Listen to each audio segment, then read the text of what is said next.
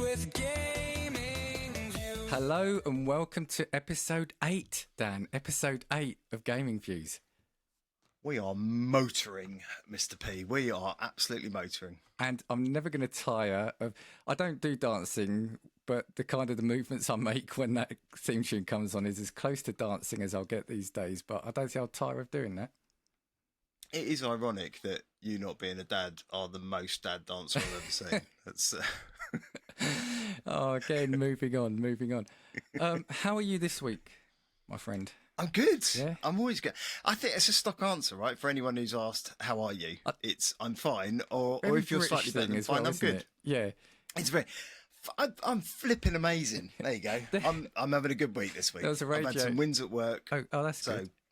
Well, no, there was a radio show I listened to, and he would often say, when people would ask that, he says, do you want the honest answer or the accepted answer when somebody said, how are you? And I think it's fun, but this is genuinely the honest answer. If I wasn't, I probably still wouldn't tell you. But this is the honest answer. I'm having a winning week this week, so I'm good. How are you? Because you weren't very well at the beginning of the week. Do you know what? How are you feeling now? I'm absolutely shattered, if truth be told. I've not had a good week, and it's not helped by the fact today. And I messaged you earlier, didn't I? Welcome to the life of a podcaster recording in a shut room on a hot day. Warm, isn't it? Yeah, with monitors, etc. And it's 28 degrees, is it today? Yeah, just a mild 28, and then it's and then thunderstorms tonight, which will be fun because that will keep you awake as well. Yeah, well, and what I have done is also I've remembered to put the light on today, so I've got that on. So excellent. That means there will be no dipping into darkness. No. Although now we're on YouTube, some people might have preferred that. And talking about YouTube, I can edit it. Talking about YouTube, smooth link there. Some housekeeping and stuff I want to say. So if you're listening to us on audio only, so Spotify, etc., make sure you do follow us. Make sure you share us with people. Let everybody know about Dan and I. And if you're on a platform that's got the ability to have a rating, why not consider pushing a 5-star on us? Right? I think that'll do, won't it, Dan? Yeah, 5 stars, perfect. Yeah. I mean, if you want to do 4, it's acceptable, but it's why not 5? Yeah. If they don't give you 6 stars, take the 5-star option. But I do want to say, if you're listening on audio only, is I'm going to recommend our YouTube channel because, firstly, and Dan, this is again another shout out for you. You've been working phenomenally hard this week on making our YouTube presence look more like a YouTube presence, right? it's a very steep learning curve with that and video editing. Although I never genuinely thought I'd get to my nearly 50 and go, I've learnt new skills. I genuinely thought old dog new tricks, not going to happen. But it's been a learning curve, but I've absolutely enjoyed it. So yeah, YouTube is I understand why all the hip young kids hang on it now. Like and subscribe. Yeah, honestly, Dan's worked really hard this week. And yeah, we are YouTube now, aren't we? We're going to have these up as videos. We're YouTube.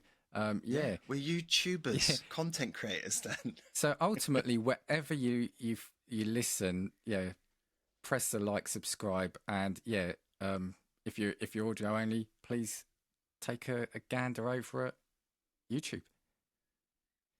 Do it.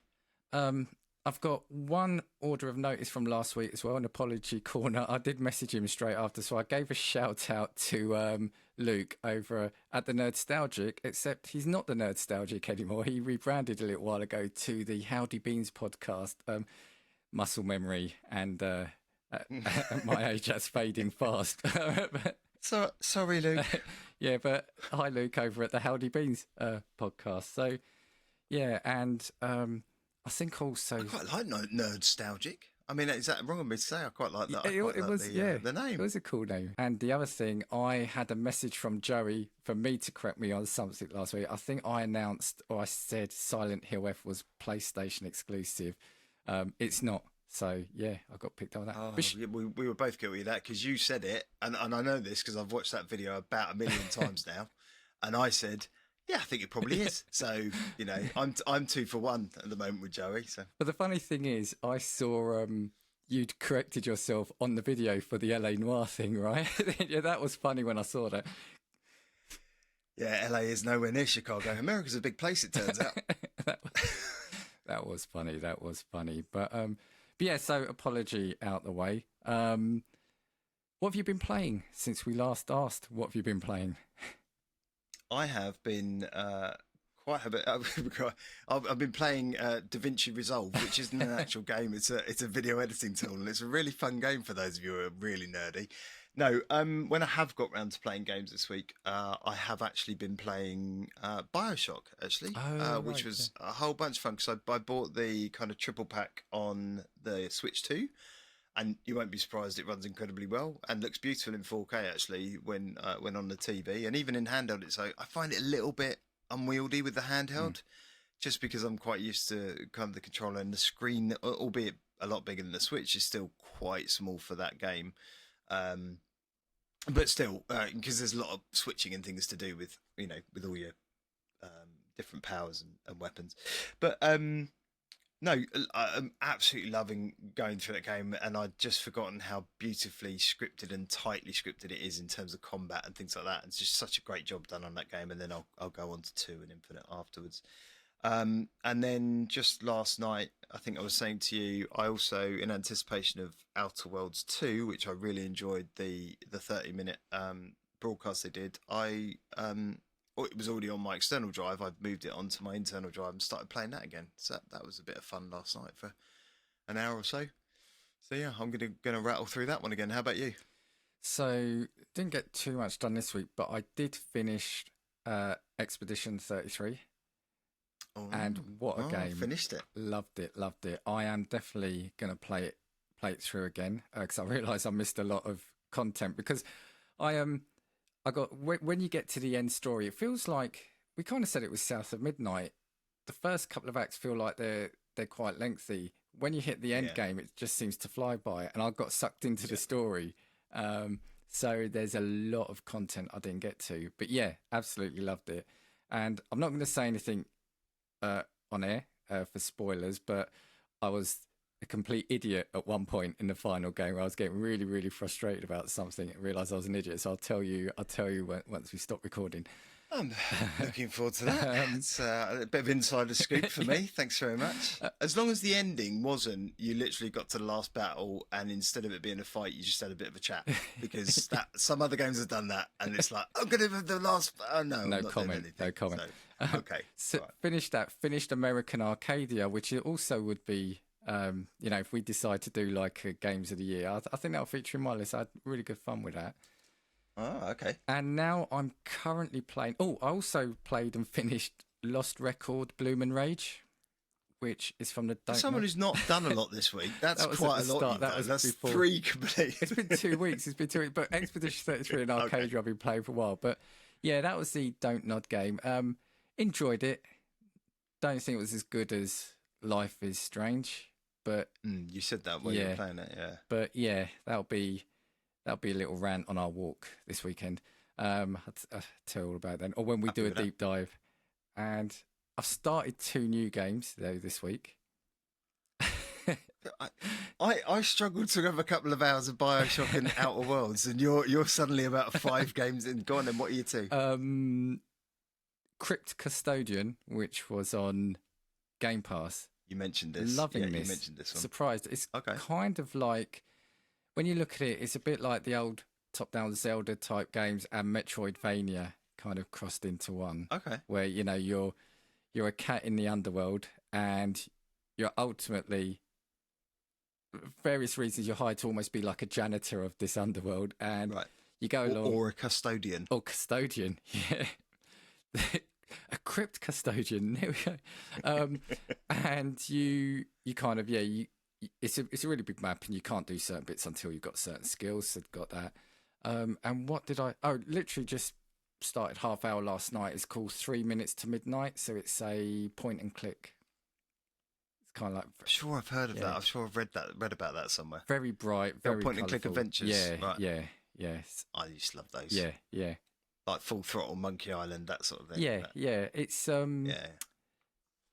very early on. It's it's very colourful. It's got some great voice acting, but the main character, my wife was, because she wasn't watching it, she was listening to it, and she doesn't like the main character's voice. Let's say that she was finding that a bit grating. So. Right? I'm gonna have to pick it up now. I might play it just to annoy my wife. Yeah. If that works.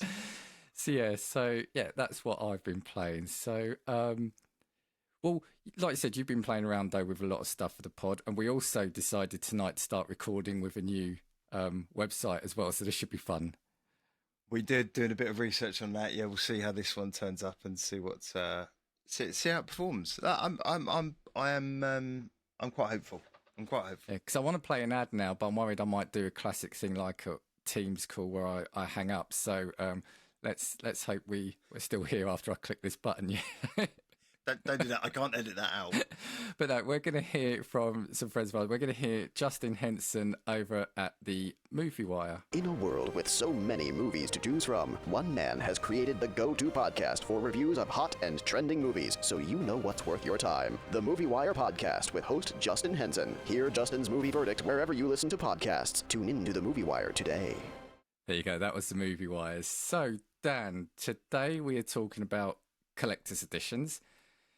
Yes. So, firstly, then, I guess, have you ever been kind of like someone who's been into collector's editions of games?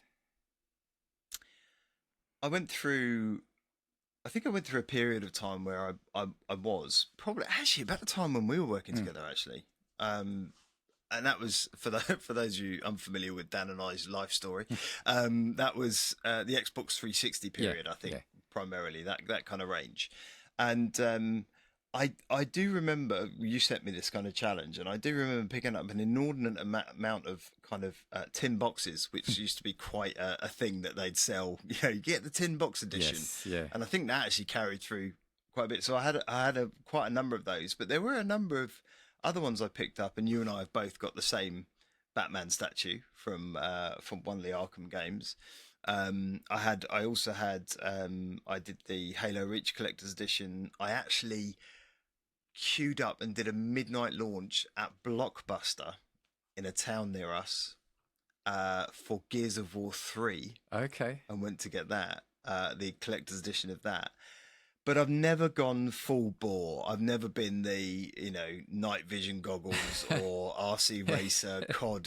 I've never gone that far. And my wife will tell you I waste a lot of money on silly things. She calls them silly. They're grown up toys is what they really are. But I just can't justify spending that amount of money on a model, or no matter how beautiful it is, I just can't do it. Plus, you've seen my office. I don't know where to put them. I was going to say that. Yeah. Genuinely, I don't think my wife wants a Dark Souls knight standing downstairs on the sideboard, so probably not going to happen.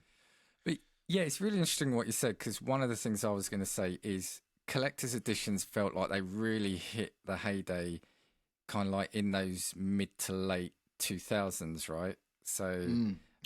And I've got, definitely. I don't know if you can see it, I've written down 3 of my favourite ones, and they are kind of from that period. And yeah, I've brought him along because again, there's a reason. So this is, he's there. This is the Batman. I should have, mine is. And yeah, so it's Arkham City. Yeah. I'm going to do that thing. Dan will be right back after, here he is. No, I can't find him. He's there somewhere, but he's behind all the other Batmen, and I can't. Yeah, he is. I can't get him. I have one as well. No, I remember you having. But the thing I was going to say about that though is, so I used to like the collector's editions, but back in that time, but I never used to spend the full amount. I used to wait on Amazon. You could wait a little bit, and they would sort of be around the £40-50, because I've got it in my head that they used to be around the £60 to £80 mark, collector's edition. They used to be about the price of a normal game now. Yeah. I think is what you'd say. Right? They're basically what you pay now, you used to get a collector's edition for. And Game used to do a stock in trade in this stuff, didn't they? So Game would often have, you'd go into a game store and you'd wander around and you go, oh, there's that collector's edition that was launched, 6 months ago is now half price. And unfortunately you'd already bought the game, so you didn't really need it. But I remember, going in and doing, because we used to do trade-ins and things like that. You'd often see a lot of the collector's editions that they couldn't shift in a pile in a corner somewhere, but going cheap. Well, because they were, and as you said, I know £80 is the price of a game now, but kind of £80 then was expensive, right? Because the game was 35, 40. 40 quid, no? 35, 40, yeah. And the thing is also, they were probably sitting around in shops for ages because you used to get a lot more physical stuff in there, right? It was pretty much all physical content. All physical, yeah. I mean, what is it nowadays? Have a code for a free digital album or, or some pictures. Yeah, it's all in-game stuff. Yeah. It was tons of stuff. I was joking with you when you called me, and I said I'm just doing my homework now, and I kind of had my screen full of the old Xbox 360, going through and trying to remember the ones that had been launched, and bar a couple of them, pretty much all of them had something physical in there, whether it was a model or in the case of Gears of War, a medal and a cog flag and things like that. And all of these things had something. The Halo Reach one had like this beautiful diary that had all like handwritten notes. I mean, that printed handwritten notes, but you know what I mean. And it was, but they all, and it was leather bound, and so they had all these really stunning things. And now I just feel a bit shortchanged if I was going to buy a collector's edition. Have some more armor that you'll probably be able to get as DLC later, or I'm not. Well, an extra mission. There was a Halo one as well that came with like the needler gun, didn't it? Not a needle, it didn't come with a needle. It was just in case anyone's out there. It's a very different game. It was a needler gun, wasn't it? Do you remember? Yes. Yeah, the needler gun. Yeah, there was all sorts of random stuff you could get, with collector's editions, and it was, look, if I had money to burn at that point, I probably would have picked them all up. I'd probably be surrounded by them now. But like I said, for me, it was too much, because they weren't the 60, 70, 80 pound ones. They were the 150, or whatever it was. And they saw a dramatic increase in price as you got further towards the late 20 teens. Well, this is it. Yeah. I think then now sort of £100, £150 feels like the accepted price for them. Totally. Yeah, with a lot more digital but what do you stuff. Get? Yeah, a lot more digital stuff, and some of them do have, some of the mass-produced statues and things like that. I don't even know what the quality of them is like, because I've not actually got that close to them. But I just, even them, they then just think they can put a massive premium on those ones. I sound really old now. I'm not paying money for things. I'm just not sold on it. That's all. Well, the thing is, the other reason for having this chap here with me, I think they call him Bruce. I'm not sure that's a secret anymore. Don't give his identity away. Don't give his identity away. All these years. No, the reason for bringing him along is, of all the collector's editions I bought over time, and again, whether they were half price or not, I looked around the house the other day, and that's the only thing I've got left that I can find. It's the only one I've got as well. Do you know what I mean? And this is what I'm saying. So, whilst we're saying it's gone a lot more digital, I'm thinking that's not necessarily a bad thing, because at least that's in-game stuff that you're not going to use, but it's not cluttering the house up and that you're going to get rid of. But my issue is the prices are still comparatively expensive compared to at least we used to get Tat in it. Yeah. I got Tat I no longer have, and I don't know what I've done with it. It feels more worth at least my money. I got it. It feels more worth my money. Yeah, it's not just a little leaflet with a code on it. Christ, get rid of that junk. But that's it, because I've got the driver one. The driver I loved, because I sent you a link to it as well. I don't know if you had a chance to see it. It's a Driver San Francisco, and it came with a comic book. It came with some additional missions, and it came with a really cool statue actually of the car in like an action. Did you have that? Did you get that one? Yeah, I did. You had that one. What? I'd have that car over Batman. I mean, I love Batman. I'm a massive. This is what I'm saying. But yeah, I'd have that. Yeah. I'd have kept that. And I think I got it for like 30 quid. Did you put it in a car boot? I don't know where it is. I've moved house a couple of times, etc. So I just don't know. I had There's a really Actually, hang on. Just on the driver thing, Dan, I wouldn't have kept it because of that game. I would have taken it outside, covered it in petrol, and sacrificially burnt it after failing at that challenge multiple This was times. That's San what I've done. Francisco. They didn't have a tutorial, so drivers. I don't care. Same series, same problem. Sorry, it was too soon. Sorry, too soon. Right, we'll skip over that one. Too soon. I had a Lord of the Rings one, which again had a fantastic statue in it. But again, where is it now? I don't know. You know, and You sent me the link again, and that does look a stunning statue. I cannot remember that game for nothing. I War in the North. I can't remember. I'm going to be honest with you. I probably got it more for the collector's edition than the game. So, It's fair enough. I mean, that was peak Lord of the Rings time, though, wasn't it? It was like, you know, it was that Jackson could do no wrong, and Weta and all of that stuff. So yeah, peak with Lord of the Rings.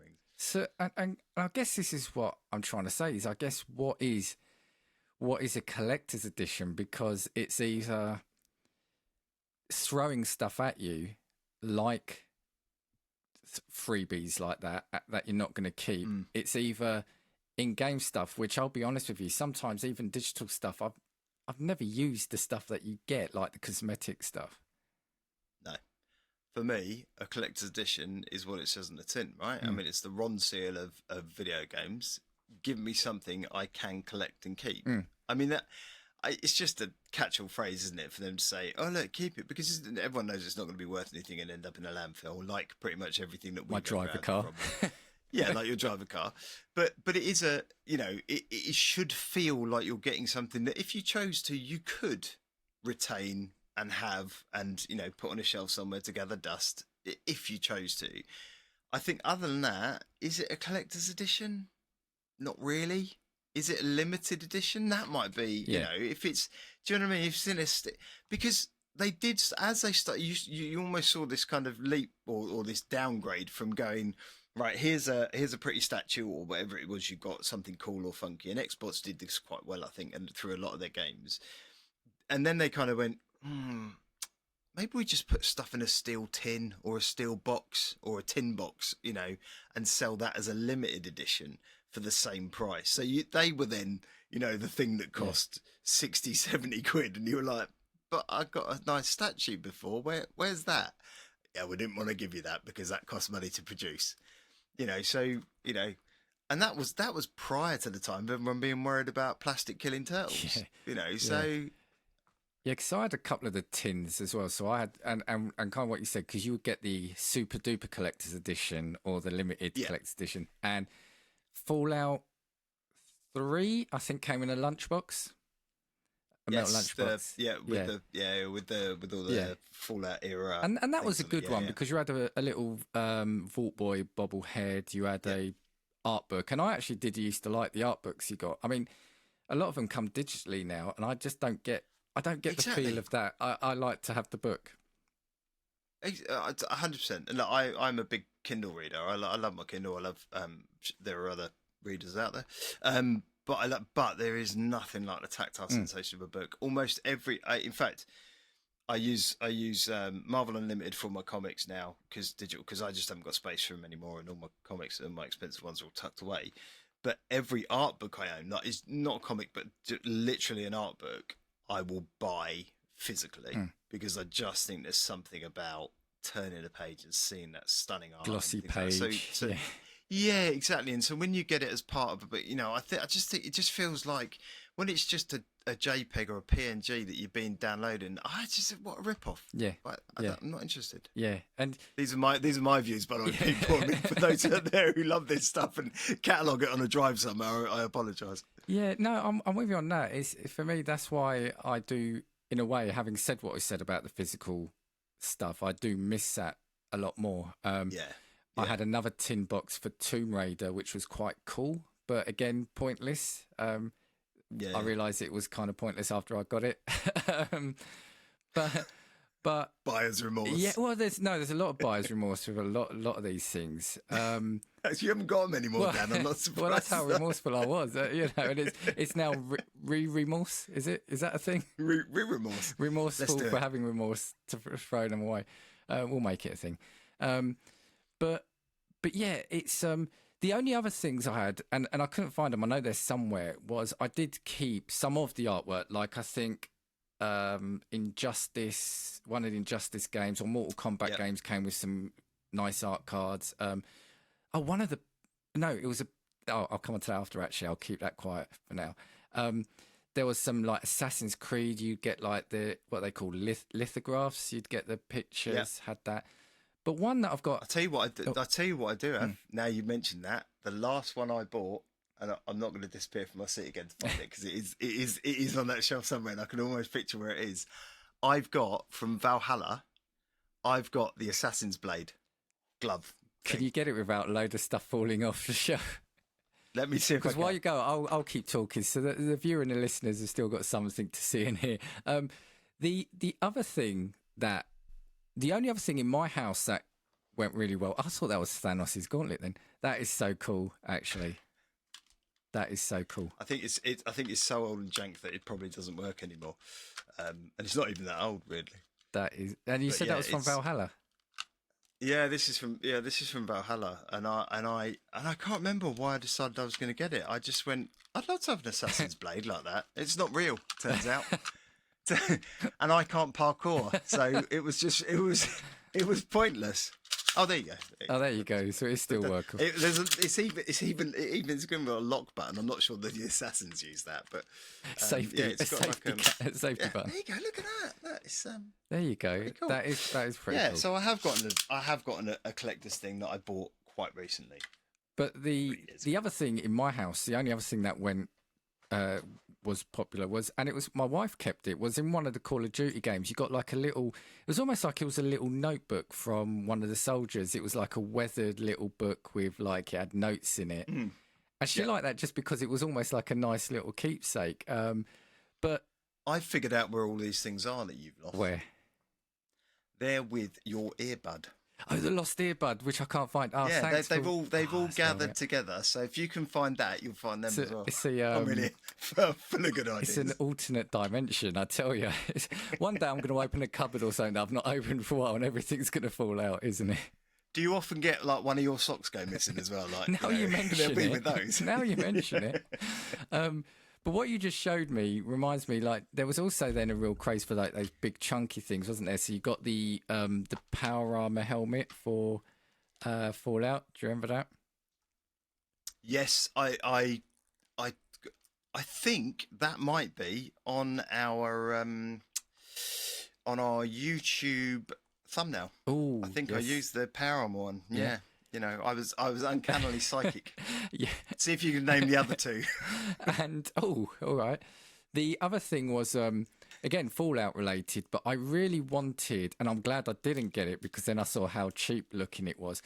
When they did the Pip-Boy, one of the games had a Pip-Boy. Oh, the working Pip-Boy. Oh no, well the one you put your phone into. Yeah. But did you see how chunky that was and how plasticky it ultimately looked? Yeah, I mean, nobody would want to put something really uncomfortable on their arm and use it, and walk around the house with it on, would they? I mean, that would be just ridiculous, Dan. Yeah, but I'm going to regret this because I'm not going to be able to get it off. So we're going to be Dan's going to be kind of like advertising Assassin's Creed every week. But you talk about the quality of these things. This entire thing, I mean, whilst they've done a good job in terms of visually, it looks quite nice. The whole thing is literally made of plastic. Like even the leatherette is actually just plastic. I mean, I'm surprised it hasn't degraded so far. But yeah, it's basically just. I mean, the blade doesn't even go past your hand. To be honest, I'm just I mean, if I try to hit someone, I'm not going to do them much damage. Right, that's enough of that silliness. I apologise. Make sure you remember to take that off, otherwise you're walking around town tomorrow. This is really poor entertainment for anyone who listens to this on Spotify or Apple Podcasts. I'm sorry. Head over to YouTube after you've listened. But then we've also had a spate of some of the really terrible things. So like I've mentioned some of the things that haven't then sort of lived up to expectation. But yeah, we know about the Fallout 76 debacle, right? Where they were supposed to get like that rucksack. Do you remember? Or a canvas bag. Oh my God! Yeah, now you've said it. Like a little net bag, wasn't it? Like a It was like we're getting this, and then it's like they ordered it off Temu or Shein, and it turned up, and it was absolute pants. Yeah, yeah. So there was that. The one that always stands out for me was, do you remember it was Marvel versus Capcom game? Was it Marvel? Yeah, a few years back. The fighting game. Yeah. I remember the game. Where they, and I think it was that correction corner next week if it's not, but they were giving away like the Infinity Stones in it. Okay. Right. If you, I need you afterwards, and I'll put a link. We'll put a link in the social media if you haven't seen this. But when you see the advert, these things looked amazing. They were like transparent, glowing, just like like the Infinity Stones in the film, right? Yeah. When people were collecting them, they basically looked like painted eggs, and it was like a whole downgrade. I think that's true of quite a lot of collector stuff. You expect something quite special, and I'll be honest, buying that collector's edition of Valhalla, and that thing, I fully expected. I don't know why. I fully expected it to end up being quite nice fake leather, not just plastic or rubber. You know, so and this is a time when sustainability was becoming a thing. So you're you know, there's plenty of cows out there. They probably could have done a real job. There's not enough go. You know, which one are you going to go for? Go for the cows and send me something real. But they didn't. So, you know, hugely disappointing. But yeah, I can fully imagine that painted eggs was a bit disappointing when you're expecting to be able to reenact your wildest Thanos dreams. And when you're spending like 170 quid on it as well. So is that what it was? It was something like that. Afterwards I'll try chuck you a link. But and I want to just travesty. Also hit on something you said early on as well, because you said about you already had the game, so you didn't want to get the collector's edition. Well, they then did start doing collector's editions that didn't have the game in, right? I think specifically for that, which I remember at the time seeing it. I was at it may have been at an EGX, Eurogamer exhibition, and Game had a concession stand there, and it really stands out as a Battlefield game, and it didn't have the game in. And again, it was still like, it wasn't like it was any cheaper. It was like 100 odd quid, and I was thinking, why would you? But then people were saying, well, if you've already got the game and you want the collector's edition, I was thinking, why not treat yourself? But that just feels really. Yeah, in my head at the time, it still felt odd. And I mean, I do get it. And if you've done it, that's fine. But it just felt, yeah, we really want to cash in on this market, right? So let's release it without the game. Yeah. I'll tell you what, the word views is doing a lot of heavy lifting on our title because we are. Look, we always say as we do this stuff, you guys do you, right? Whatever floats your boat. These are our views, but we are quite down on collector's editions today. Well, and that's the funny thing is because I used to love them. I just think now, they aren't what they were, mainly because they are mainly digital, but also, you know, the price of them still disappoints me. Like I looked the other day, so I made a few of these notes a couple of days ago. So Doom the Dark Ages Collector's Bundle, so that's with a PC digital code, Steam code, was a penny under £200, so £199.99. And what? And sorry, it came with some digital codes. The game itself was digital, but no, you would have got. I can't remember. I'd have to have a look, but you'd get like I think there was unless that comes with a razor shield that returns itself to your arm. I'm not in. That isn't plastic. You've got Elden Ring Night Rain, so the new sort of like bolt on or the new standalone thing for Elden Ring. Yeah, it's a multiplayer Elden Ring. I'm assuming that was some sort of statue. Yeah, that would be as well. Okay. So that's £169.95. Of course it was. Yeah. Indiana Jones and the Great Circle Collector's Editions. So this is still at this price. Whipping hat? No, I think it comes with like a big, well, I'll say big, it comes with a globe, you know, like a globe and some other bits and pieces, I think. Yeah.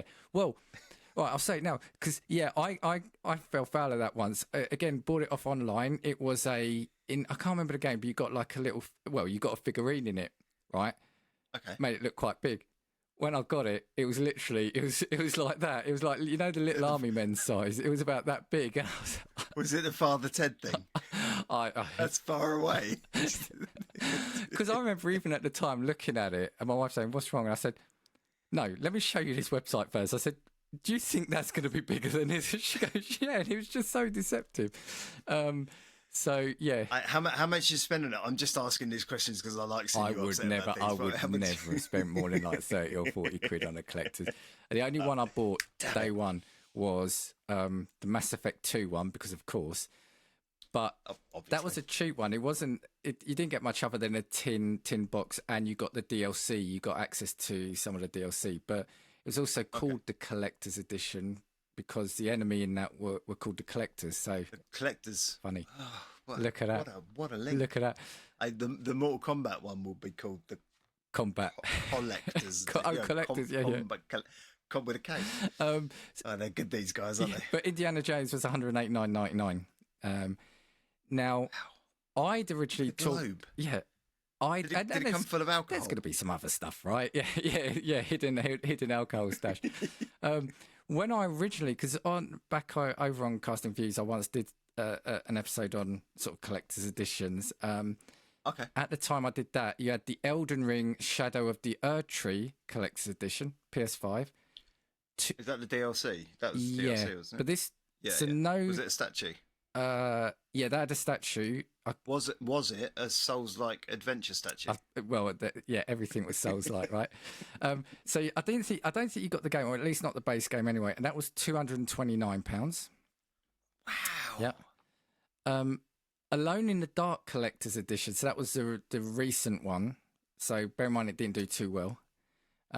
It's free on PlayStation Network this month. Is it? Yeah. Oh, David Harbour. Give it a go. I've forgotten her name. Jodie. Yeah. I think he's called Mrs. Lily Allen. But yeah. I'm not sure anymore. He is. I'm sorry, he was. Yeah, you're right. I haven't got my latest issue of Grazia down. I don't know what's going on in the celebrity world. Catch us next week for celebrity views. So that was trademark it. Get that started. £175. Tekken 8 was £160. You see, you can't just reel off prices without justifying them what tat they come with. It's all going to be a statue. Just horse armour, I'm not interested. It's all going to be a statue. It's all going to be a statue. Everything's just a statue. I want to get to the point where they're just throwing in random statues. You got Alone in the Dark with a random Dark Souls-like action adventure RPG statue. Right, thanks. And there was a weird one here because again I'd never heard of it other than looking for it, but it was called UFO Robot Grendizer: The Feast of Wolves for the Switch, £250. Title of the show right there, Dan. Yeah, there we go. There were so many words in there, but none of them belonged in the same sentence. So, all the right words but in the wrong order. Maybe. What I want to say to you is, would you ever consider paying, let's have a look, £160, let alone £250 for a collector's edition with a statue? No. And not just because I'm super tight, which I'm probably not actually when it comes to games and nerdy stuff. Like I said, I can't just, unless it comes with a Lego kit I can assemble myself that's really cool and genuinely a limited edition, I'm probably not that interested in it because the important thing for me is it a damn decent game? And that's the thing that's going to hook me, right? Because I'm not going to, even if I really, really like, I'll tell you what, even if they release that Dune game that's come out, was it Dune Awakening or whatever it's supposed to come out recently? Even if they release that with like an ornithopter statue, which is one of my, from the latest Dune films, which is one of my favourite aircraft design ever. I think they look beautiful. I just think they're a stunning piece of design. Even if they came out with that as a collector's edition, I still wouldn't buy it. But that's because I'm not that interested in the game. Do you know what I mean? Yeah. If you could marry the two together and it was something stunning and the game was brilliant, I might, and it's a very, very light might, consider it.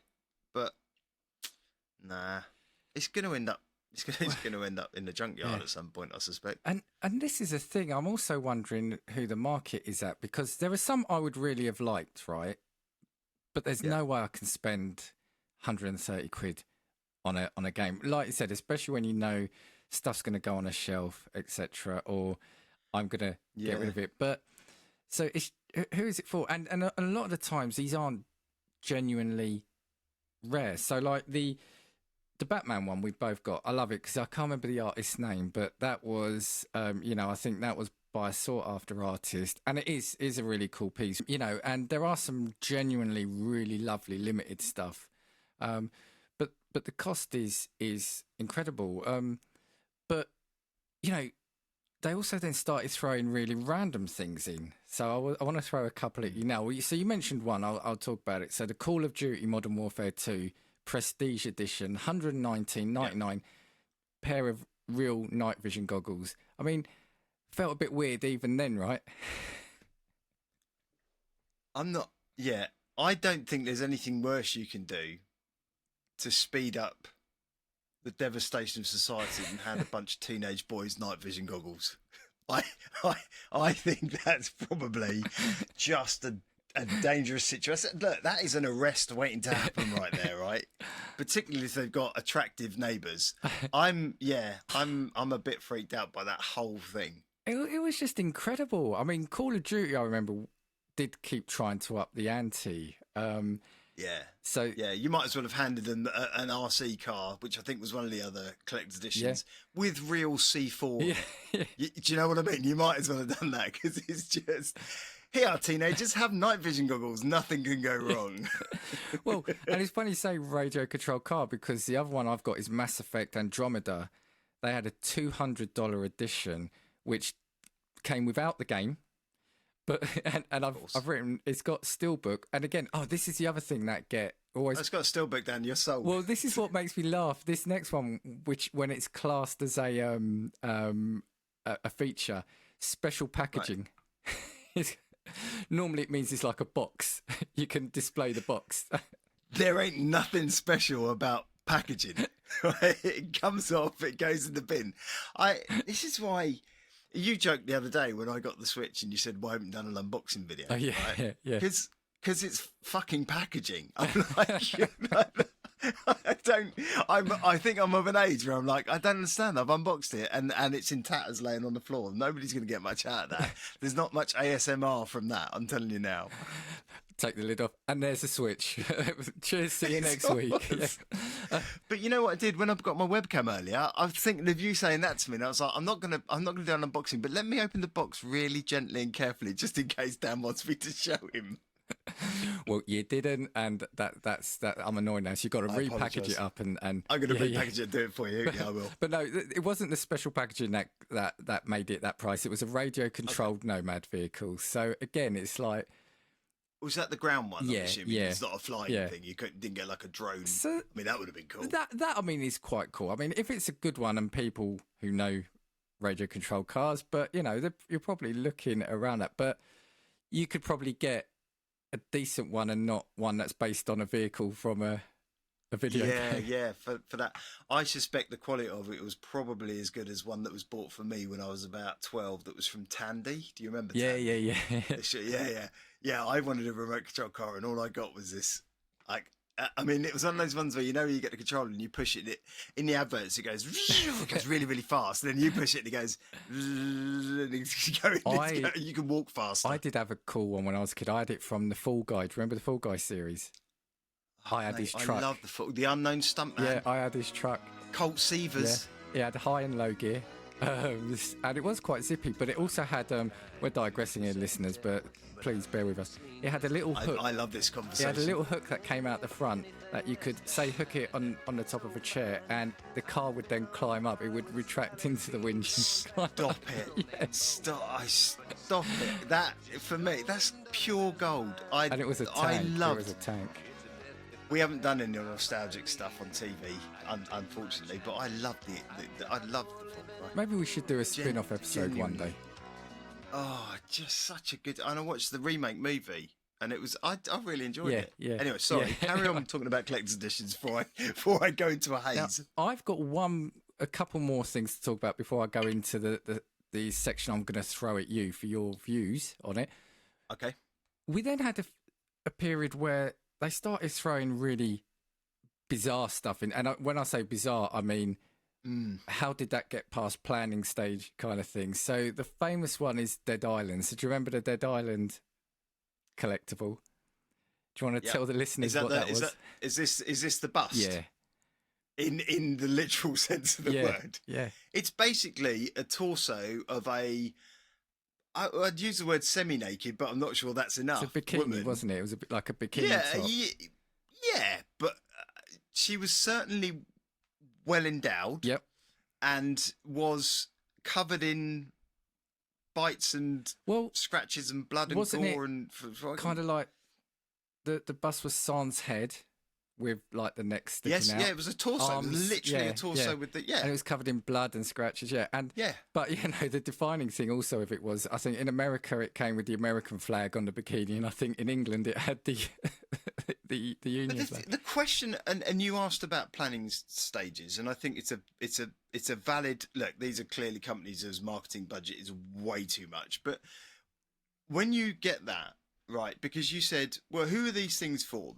What's your target demographic? Who's buying this stuff? Because who has the disposable income, right? And I'm going to tell you, it's probably people of maybe our age, maybe a little bit younger, but not by much, right? So they're either A, married, or B, living at home with their aging mother. When you walk in the door with that and go, hey, look what I've got for the mantelpiece. Where are you putting that? Unless it's in your basement, because that's where you hoard all this stuff. It's just a weird choice to go, yeah, that'll sell.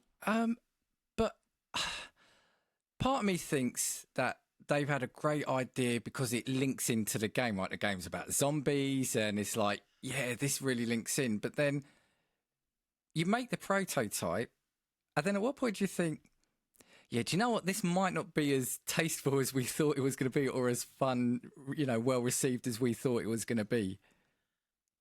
It's beyond me. I mean, I'm not. Look, if it's me, and I am by no stretch a marketer. If I'm considering marketing a game primarily about zombies, I might think about making it just a zombie. Yeah. Crazy out there thought there. Crazy idea. Sorry. And the other one I'm going to mention, and I don't know if you can see in the chat here, I've just sent you a link to it because I think it has to be seen to be believed.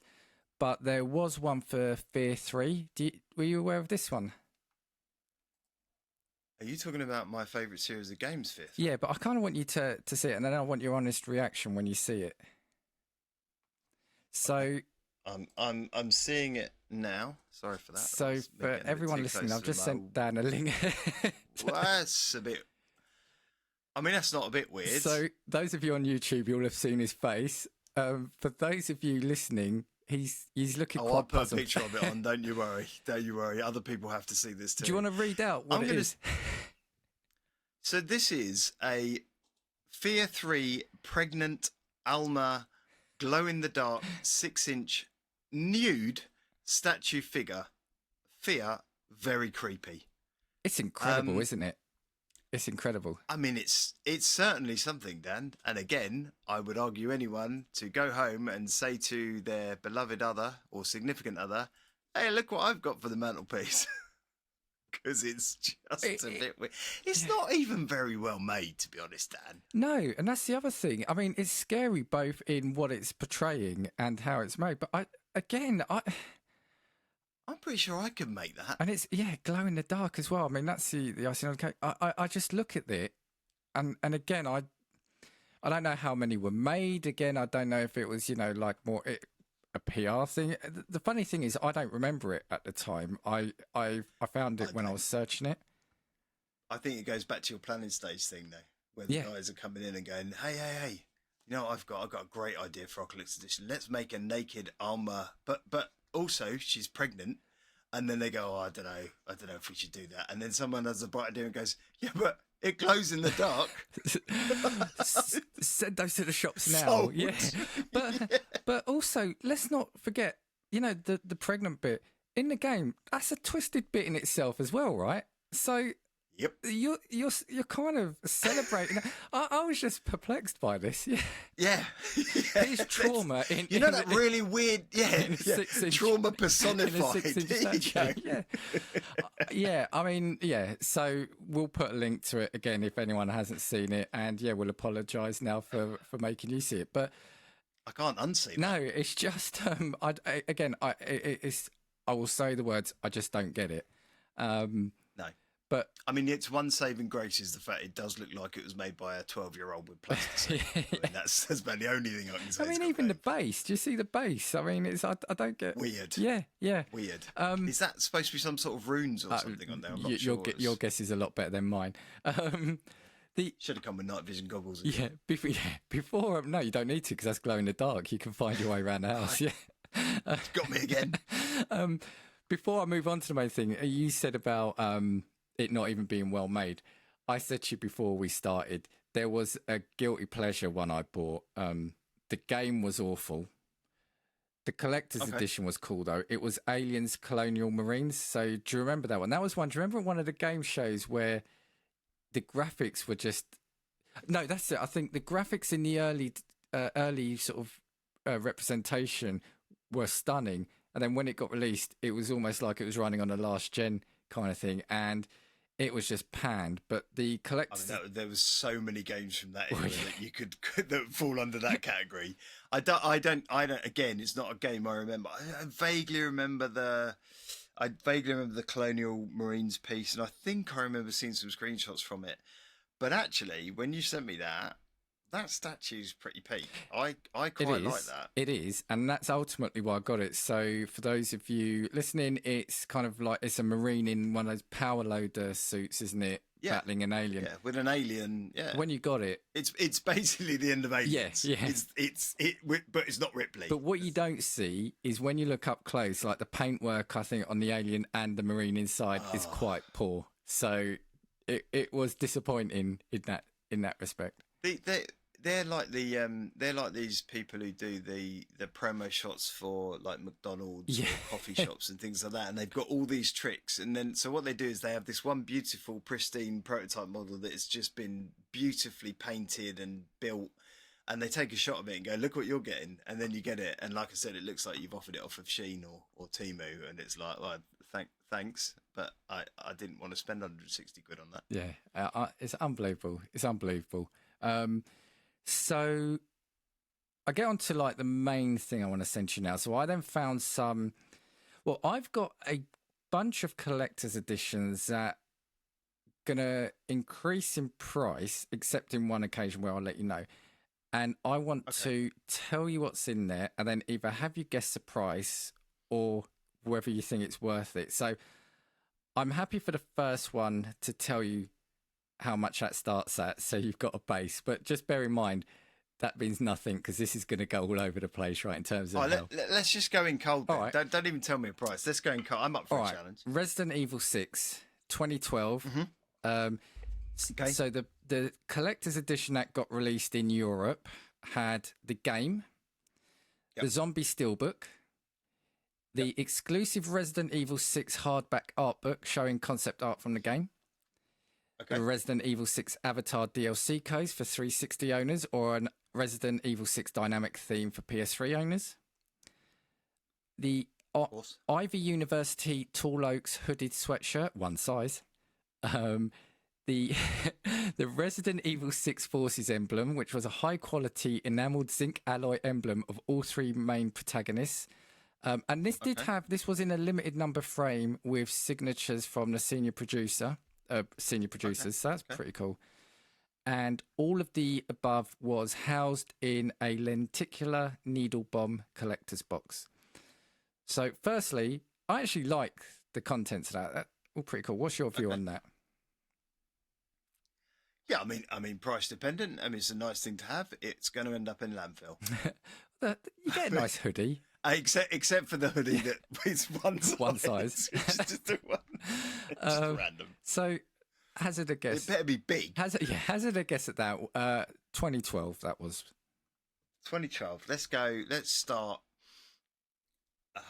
I don't know. Let's start at. Was there a limited number? Because that's going to make a difference. There probably was, but I've not got that here. Okay, let's start at 600. Oh no! To be fair, this one is a lot less than that. Okay. This one is a bit of an outlier. So this one was 129.99. Oh, okay. Which I think is actually really reasonable. That is very reasonable, especially if it's actually signed and not printed signed. Which, I suspect it probably was then. Yeah. If that's the case. And you got a hoodie that was one size. Yeah. So that's not bad. One size. This is where we get crazy now. The prices. So Resident Evil 6 still. Okay. Japan had what was called the Platinum Edition, and they had the game. Yep. They had 4 phone cases for Chris, Leon, Jake, and a random secret case. They do love phones. They had a fine quality leather jacket replica of Leon Kennedy's in-game jacket. So I remember this time, proper leather jacket. Yep. This was extremely limited edition of the game with only 5,000 copies ever made. So it's a leather jacket. Mm-hmm. It's a few phone cases, yep, which I'm assuming were just plastic tap, and the game. Yep. But a limited run. Yep. Let's go $2,000. No, it's almost in dollars. So it was $1,240. It was €780. So. Oh, I was doing the translation from then till now. Obviously, with inflation and everything down, it's 2,000. It was 100,000 yen. So tell you what, I might give you a bit of a clue. So these next 2 are less than £1,000 still. Okay, all right. You haven't gone crazy yet. Not yet. You're throwing me because you're going. These are crazy. No, well, they're not crazy. That's not crazy. Well, I've seen crazy. €780 is a little bit, but yeah, we're between that and I'm being really cheeky here, but I'm still going to do it. Between that and £1,000. So Assassin's Creed Origins. Okay. Yep. So called Dawn of the Creed. It was limited to 999 copies. Mm-hmm. Highly detailed. I love the descriptions. Highly detailed 28.7-inch resin statue of Bayek. The collector certificate of authenticity. Mm-hmm. An exclusive replica of Bayek's eagle skull amulet in resin. 2 exclusive Assassin's Creed Origins steelbooks. Yeah. 4 large lithographs signed by the Ubisoft Montreal studio artists. Yep. You then got the gold edition, which is all the digital deluxe season pass, etc. Art book. Yep. Official soundtrack, printed version of the game's hand-drawn world map, and 2 original art cards. This is how many was in the run? 500? 999. So less than £1,000, more than €780. Am I giving you an answer in euros or pounds? Well, let's call it pounds. It was almost pounds. Just okay, this one's in pounds. Okay. Yeah, this one was in dollars. So I'm throwing you all over the place. Let's call it $750. $800. You were close there. Now, I'm not going to win this. For the next one, I'm going to tell you the cost because it was the same. It's $800, but I want you to tell me if you think it was worth it. So, yeah, it's a Souls-like. In fact, it's Dark Souls 3 Prestige Edition. That's not a Souls-like, Dan. It's extremely Souls-like. It's like it's Souls adjacent. It only took its name from the term Souls-like, right? So, sorry, Joey, calm down. So it's you got a 40cm Lord of Cinder resin figurine, obviously 25cm Red Knight figurine, of course, collector's box. Could you fight them? Yeah. Wow. Metal case, 3 iron-on patches, a cloth game map, A4 hardcover art book, soundtrack, and the game for $800. Yeah. Let me think about this. Was it worth it? No, it was Souls-like. It came with the game, Dan's out. Yeah. I would be paying $800 for a couple of big toys. That's as much. And a steel case because it's not a collector's edition without one. Right now this is where we get into crazy territory, right? Crazy territory. Now you may have heard of some of these. So, yeah, Grid 2, which was a racing game, Grid 2 Mono Edition. Mm-hmm. So, have you heard of this one? Is this the only one collector's edition one? Yes. The only one of? Yep. Comes with a supercar? Yes. So... Yeah, I have heard this okay. I can't remember for life what the price was. So, limited... I think it was something like 100... It was over $100,000 or something, wasn't it? It is. So you're not too far off. So let me tell you what was in it. So it was a limited one-off edition of the game. Came with a new back mono, essentially a road legal track car. This is actually in the Guinness Book of Records as one of the most expensive game package that has actually sold. So this one has sold. Right. The other ones haven't. This one has. The other ones. The other ones are the ones I think you're talking about. I'm not surprised. So what was it? So you got a copy of the game for the PlayStation 3, a PlayStation 3, a tour of the back factory, Grid 2 Mono Edition branded helmet, full race suit, and the car. And yeah, basically it was it had 280 horsepower. It was £1,190 in weight, allowing it to accelerate from 0 to 60 mile per hour in 2.8 seconds with a top speed of 170. So yeah, you're kind of almost there with the price. It's in the 100,000 range. 150? Yeah, split the difference. £125,000, $190,000. Oh, I was gonna go 125. And that was sold. Yeah, and that sold. Was it worth it? I'm not somebody who buys racing games, but I'd have a supercar. Yeah. Now, what you have to do though is work out what the value of that car was, because if the car was only 100 grand, what am I paying 2,500 for a PlayStation? yeah, exactly. Yeah, they're good. They're not that good. Yeah. So, as I said, this is in the Guinness Book of Records as the most expensive game that has actually sold. And I could be wrong. I think this was a game exclusive as well. I wonder if that was quite a wise investment from a provenance perspective, because actually you do see these cars that have some sort of provenance, like Rowan Atkinson's McLaren and things like that end up, they buy them for £1 million and then they end up selling them for 2.5 because they wrapped it around a tree and then rebuilt it. I wonder if, because of the provenance of that coming from that video game One of a Kind, I wonder if that was probably a pretty savvy investment at the time whoever bought it, because that could be worth a lot more now. Yeah, I mean, look, absolutely, that is a one-off car, right? If I've read that right, it's in the game livery, etc. So that's going to be a one-off version of that car. So yeah. So if you're giving me the money to buy it, I'd absolutely get it. Once we get the expense account sorted. Right, we're moving on. No, that's already sold anyway. Sorry. Right, we now go on to Dying Light. My Apocalypse Edition. I'm sure you've probably heard of these, right? Reel it off anyway. Yeah. I have, and this is props to the boys over at Game Club Pod, because they talked about this in one of the pods I listened to a couple of weeks ago. So it's a slightly unfair one, but go for it. Well, there were two versions of this one. Okay. Yeah, and I remember at the time seeing this because again I covered this. I think I had this with Chat Tsunami, and we were this was incredible. So you got a life-sized that is volatile statue. You got your face in the game. You got a custom zombie-proof shelter built by Tiger Log Cabins. It's a zombie-proof. I don't know what that entails. 4 copies of the game. They've tested it, I assume. Well, yeah. Well, how'd you? I mean, I'm not buying it unless they tested it. 4 copies of the game, which I found strange. One for you and three zombies that come. I'm assuming if you need a zombie cabin, you probably haven't got many friends though. So a round trip flight to visit Techland, and I can't remember where they were based. I think it might have been is it Poland?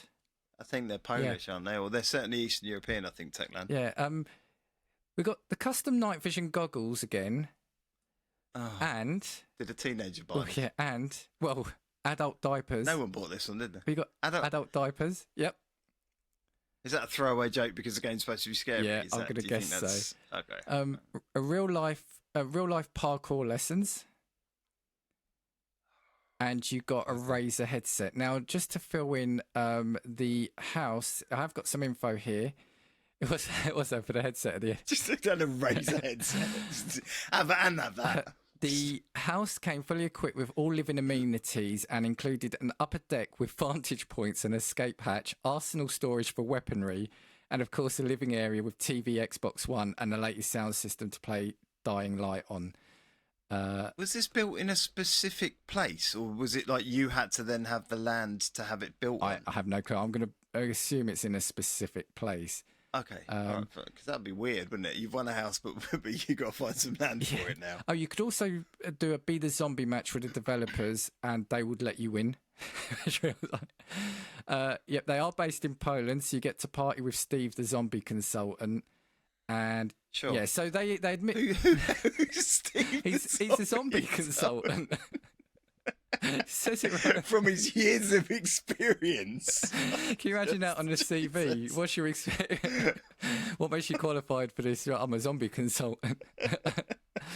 So the PR company admit it was a PR stunt. I think it was actually real, and they said it did a great job of getting the game noticed, but nobody purchased it, thankfully, they said. So I think they would have had to obviously honour it, but yeah. I do wonder if the Steve thing, thinking about it, because isn't the chap in Minecraft where you have to deal with a lot of zombies Yes, called it Steve? is actually, yes. Yeah. Yeah, I wonder if there's a little bit of a play there, but thank God that wasn't real, because it just got weirder the more you went on, to be honest. Yeah, so how much do you think that's worth? Was that the one that was 250? Yes, you are spot on. £250,000. Yeah.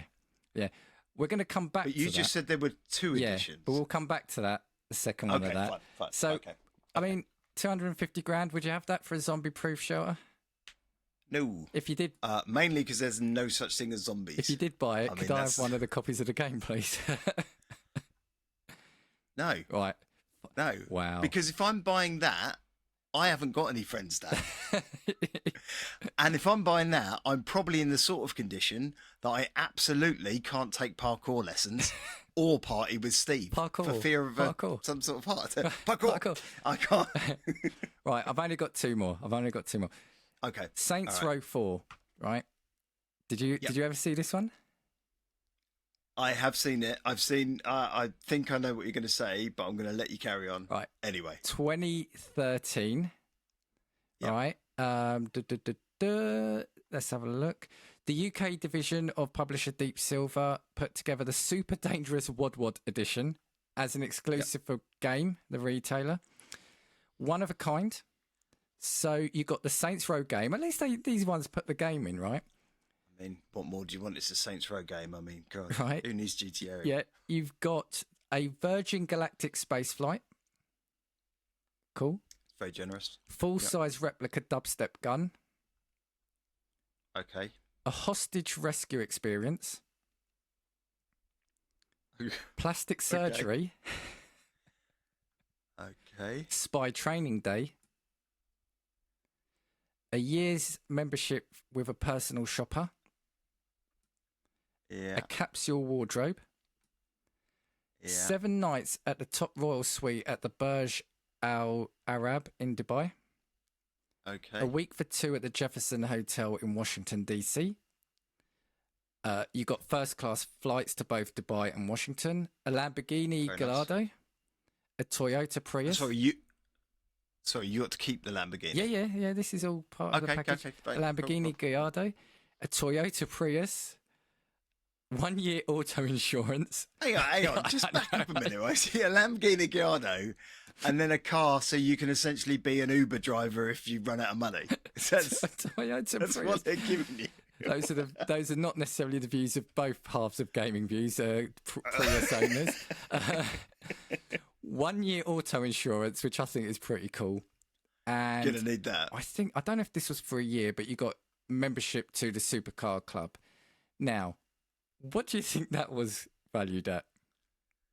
Oh, that's got to be near the million, isn't it? That's got to be somewhere. We've got a winner, $1 million. Oh my $1 million. word! That's just. And we all know that with the FX rates the way they are, that does translate directly into £1 million. But do you want to know the crazy thing? The website I took this from actually valued everything in it. So do you want to know how much they valued the contents?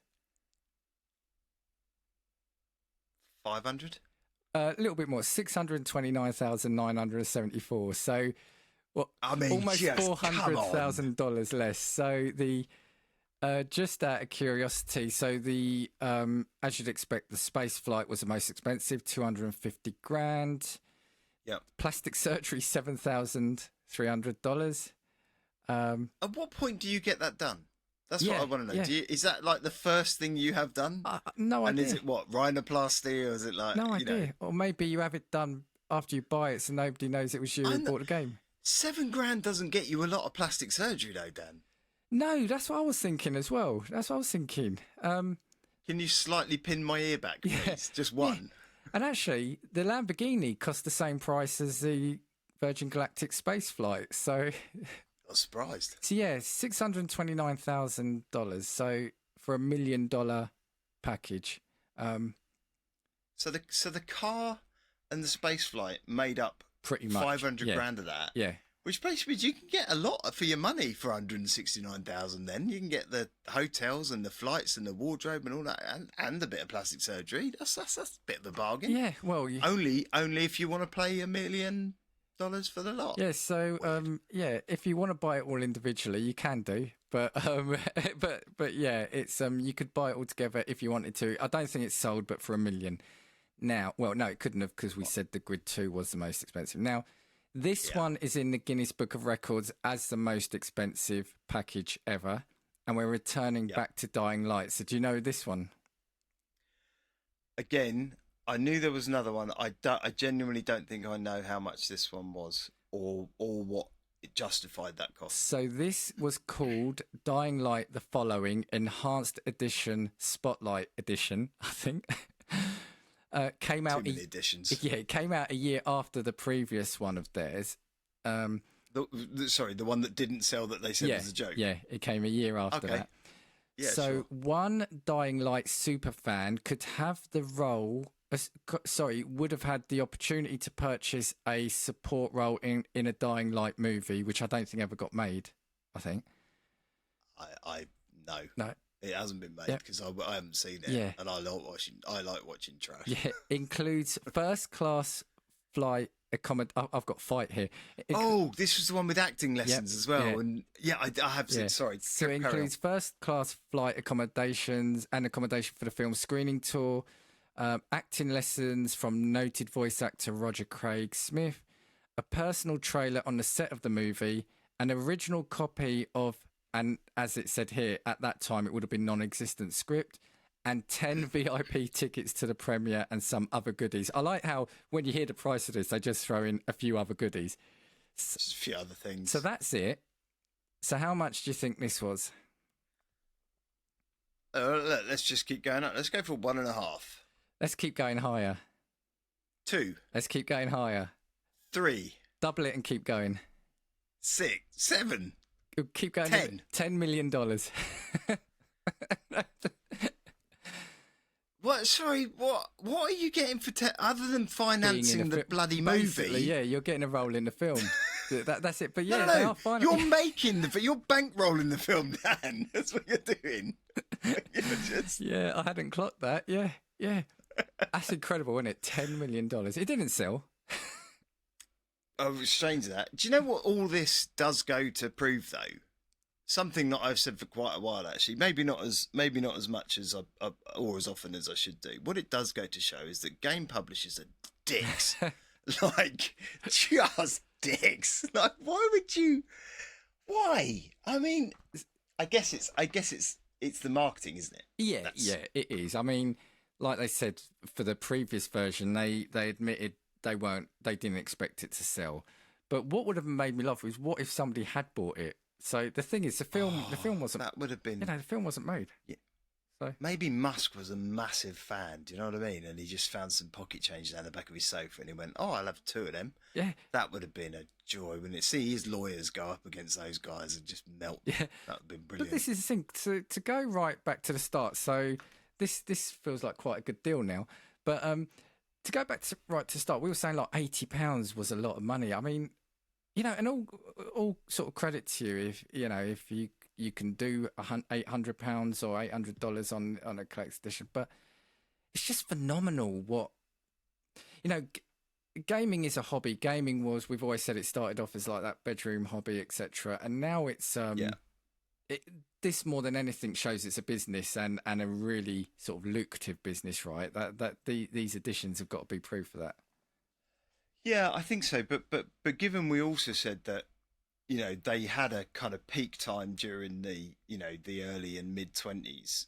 I don't know if we've cottoned on something that game publishers and producers realised back then, which was they don't actually sell. Yeah, I just wonder if they've kind of realised, and because they got all this stock sitting in a couple of containers somewhere in the back of a London lockup, they've kind of gone. They got Steve the this zombie stuff consultant in the background. It's in the background going, I could turn that into a shelter if you want. I do wonder if they've kind of cottoned onto this stuff and went, do you know what, let's just sell the odd statue in a game we know is going to sell in the in the hundreds of thousands, and attach it to that, because the games you've talked about in them more recently are the Elden Rings. I think 2 of them were Elden Rings, right? Shadow of the Erdtree and Night Rain. I mean, that is a gimme, right? If you're gonna, because you know that there's going to be, if you're selling millions of copies of that, and you're going, well, even if 0.5% buy the collector's edition, quids in, that'll cover the cost of the production and a bit more. I can get on a pub and have a bottle of champagne or whatever, so I wonder if they'd kind of cottoned onto that, and we're just sitting here being far too nostalgic about it, going, why don't they make plastic tat anymore? I mean, because I'd still buy plastic tat. Yeah. If I could have some collectibles of because the other one I've got, and you might be able to see it, I don't know if the listeners, the listeners definitely won't be able to see it, but the viewer, you see, I bought a Mafia 3, I think it was, collector's or limited edition. It came with vinyl, so it came with the original soundtrack, and that was the licensed soundtrack and stuff like that. I think where it's also useful. I mean, it's telling that's probably the only other thing I've got in my house from like a collector's edition. I did wonder when you first logged on tonight. I did wonder if it was a band I just hadn't caught up with yet. I was like, that's quite a nice. It's quite a nice image on it. And then I was like, does that say Mafia 3? Yeah. Has he got a soundtrack to a game? Yeah, well, it came with it. It was, like I said, it was double disc. It was, one was the original soundtrack and one was the licensed. But right.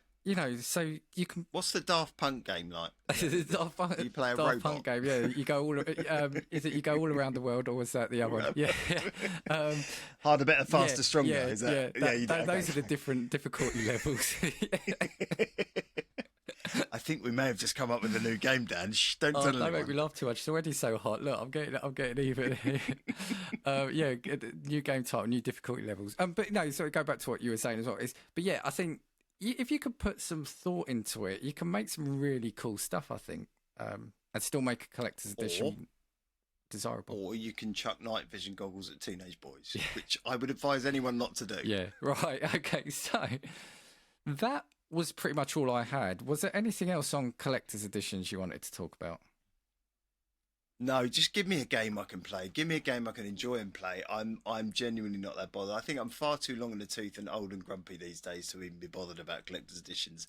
And as I said, I have totally run out of room, dude. And it's Father's Day on Sunday, and my kids have a habit of buying me more stuff to put in here. So I'm genuinely quite worried. I've got space here. If you want, just loaner. Mate, I will. You will regret that. I will. Your walls will just be covered with shelves full of tats soon. So watch out for that. Okay. Yeah. Okay. I did want to ask you. We mentioned it a couple of times. What initial impressions of the Switch 2?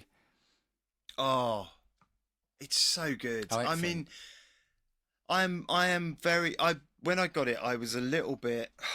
I'm not sure. And then Microsoft went and announced the ROG Xbox Ally, and I was like, I'm still going to buy one. Yeah.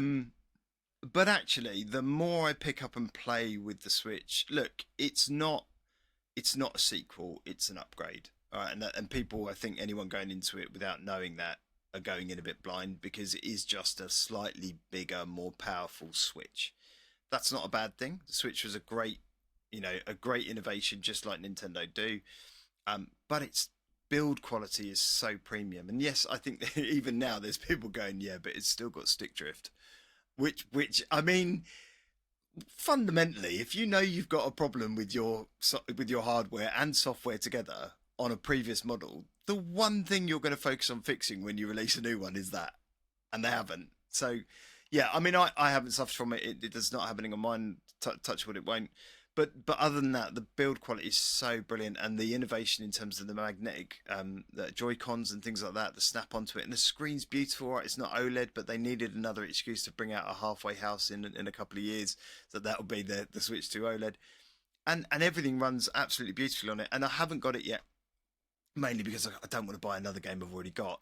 But Cyberpunk 2077 is supposed to run really well on something that is about the power of probably less than a Series S, right? So, yeah, right, and yeah, and look, I know Nvidia have stuck their DLSS in there, and it's got the AI upscaling and all that sort of stuff, but still, you know, when you look at the comparatives between the Steam Deck and that, and even things like, you know, the volume of crowd and things like that, the Switch 2 is doing it a proper service, and I would be quite excited to get it, and if it's ever in some sort of janky sale, I'll get it. The other thing that's really nice about it is with the Nintendo Online piece, you also get access to the back catalogue of N64 and GameCube games, which, you know, there's a ton of stuff on there that's just a joy. I mean, you know, because there's some cracking old Nintendo games to play. So yeah, I'm really enjoying it. I think it's a wonderful piece of tech. Yeah, I mean, we can do a bit of a deeper dive on it at some point, and you know, I can show some footage and things. But yeah, I'm really loving it. Yeah, No, excellent. Until the Xbox One comes out. Yeah, I think in a few weeks you should give us a bit more of a rundown. No, I just wanted to ask that. And it's funny you say that about, you know, the wonders you can do on some kit, because have you also seen? I mean, you know, don't like having a go at a debut from a company, but have you seen that Mind's Eye game? From, I think, hasn't it got some of the GTA original Rockstar people? I think. Yeah, I'm full of remorse and regret, because I think a couple of weeks ago when we were talking about what you're looking forward to playing, it was one of the things I was looking forward to playing based on just stuff I'd seen. Well, you would do, yeah. And then I read some stuff and I saw some stuff, and I'm not sure. I think I joked at the time that it could be another Cyberpunk. You know, when Cyberpunk launched, it was all a bit. Yeah. Turns out.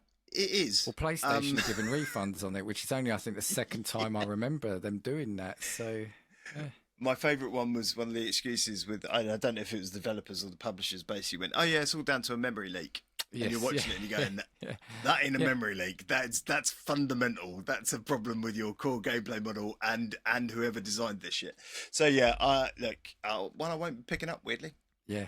Okay, before we finally finish, anything you're specifically looking forward to, gaming-wise?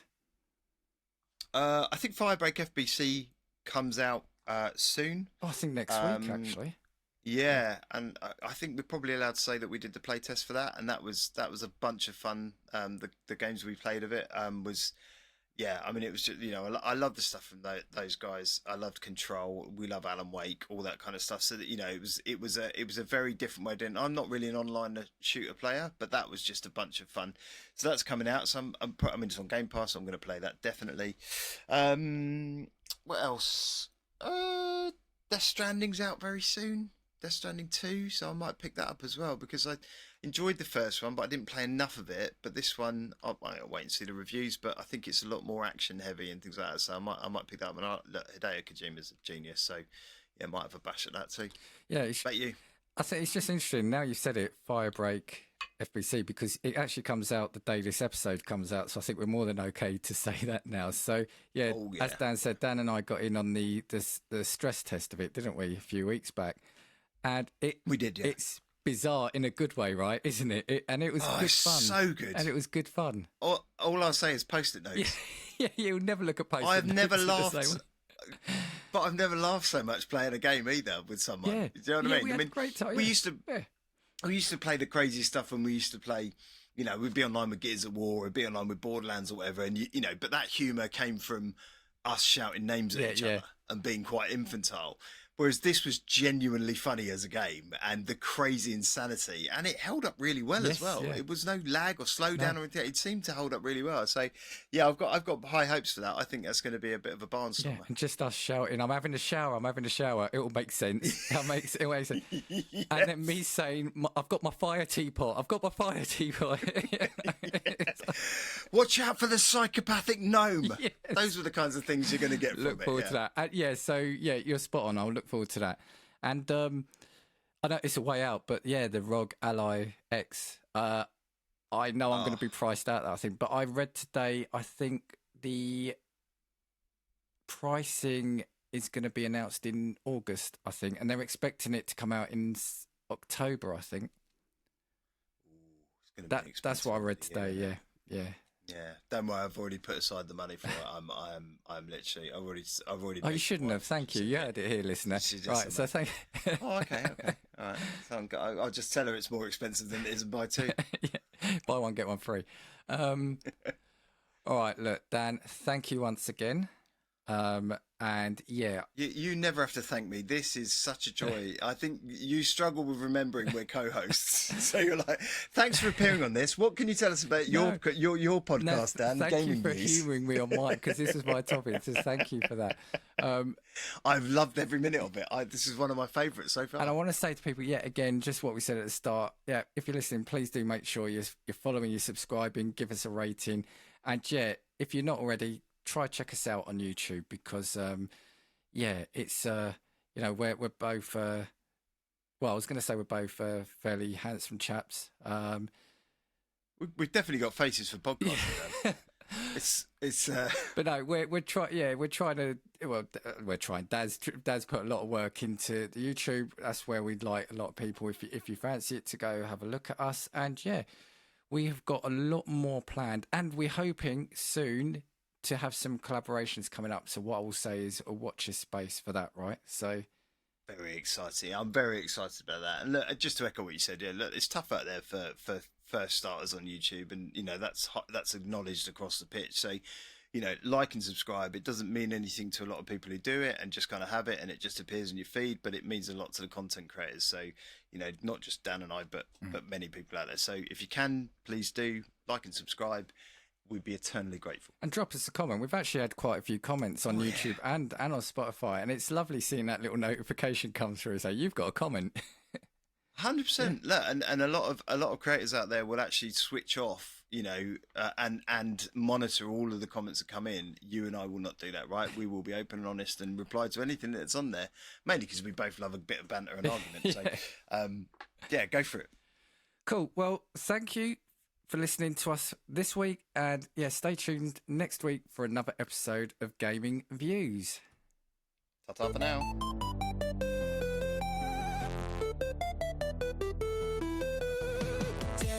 Dan with a gaming flair, pixel dreams and worlds to share, joystick tales and button cues. Welcome to Gaming Views. Level up, we're on the go. From the retro to the new reviews, it's a life of games with games.